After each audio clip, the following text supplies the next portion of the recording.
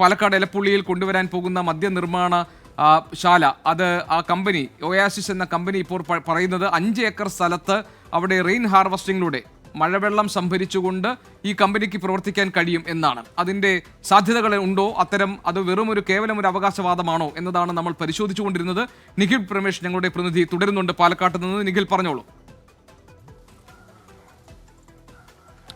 അതോടൊപ്പം തന്നെ ഗോപികൃഷ്ണൻ, ഈ കുടിവെള്ളം വാട്ടർ അതോറിറ്റിയിൽ നിന്ന് ആവശ്യമായി വരികയാണെങ്കിൽ മാത്രമേ തേടൂ എന്നുകൂടി കമ്പനി പറയുന്നു. അതായത് ഞങ്ങൾ നിർമ്മിക്കുന്ന ഈ മഴക്കുഴിയിൽ നിന്ന് തന്നെ വെള്ളം കണ്ടെത്താൻ കഴിയും, അതിനു പുറമെ ജലം ആവശ്യമുണ്ടെങ്കിൽ മാത്രമേ വാട്ടർ അതോറിറ്റിയെ സമീപിക്കൂ, അങ്ങനെ മാത്രമേ മലമ്പുഴയിൽ നിന്ന് വെള്ളം എടുക്കേണ്ട അവസ്ഥ ഉണ്ടാകുമെന്നും ഒയാസിസ് കമ്പനി പറയുന്നുണ്ട്. അതോടൊപ്പം തന്നെ 1200 പ്രദേശവാസികൾക്ക് തൊഴിൽ നൽകുമെന്നുള്ള ഒരു ഓഫർ കൂടി കമ്പനി മുന്നോട്ട് വയ്ക്കുന്നുണ്ട്.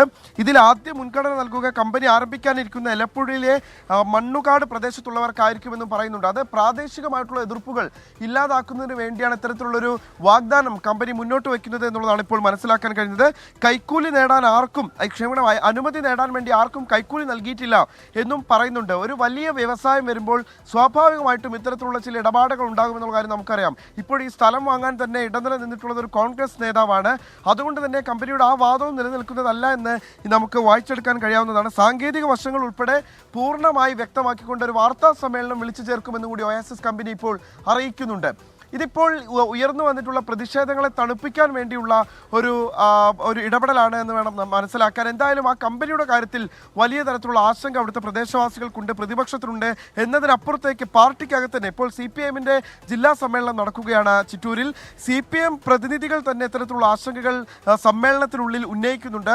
ജനങ്ങൾക്ക് വലിയ ആശങ്കയുണ്ട്, തദ്ദേശ തെരഞ്ഞെടുപ്പിൽ അത് തിരിച്ചടിയാകാൻ സാധ്യതയുണ്ട് എന്നടക്കമുള്ള കാര്യങ്ങൾ അവർ പറയുകയാണ്. ആ വിഷയത്തിലാണ് ഇപ്പോൾ പാലക്കാട് രൂപത കൂടി തങ്ങളുടെ നിലപാട് വ്യക്തമാക്കി രംഗത്തെത്തുന്നത്. പാലക്കാട് രൂപത പറയുന്നത് ഇത് സമൂഹത്തിനാകെ വിപത്തായി മാറും ഒരുപക്ഷെ ഇത്തരത്തിലുള്ള ഒരു കമ്പനി എലപ്പുള്ളിയിൽ പ്രവർത്തനം ആരംഭിച്ചാലെന്നാണ് പാലക്കാട് രൂപത ബിഷപ്പ് മാർ പീറ്റർ കുച്ചുപുരയ്ക്കൽ വ്യക്തമാക്കുന്നത്. ശരി നിഖിൽ, ഏതായാലും ഒയാസിസ് കമ്പനി ചില അവകാശവാദങ്ങൾ മുന്നോട്ട് വെക്കുന്നു. മഴനിഴൽ പ്രദേശമായ ഒരു ഇടത്ത് എങ്ങനെയാണ് ഈ മഴക്കുഴിയിലൂടെ ജലം സംഭരിക്കുക എന്ന ചോദ്യം അവശേഷിക്കുന്നുണ്ട്. നിഖിൽ പ്രമേഷ് ആ വിവരങ്ങൾ നൽകുകയായിരുന്നു പാലക്കാട് നിന്ന്.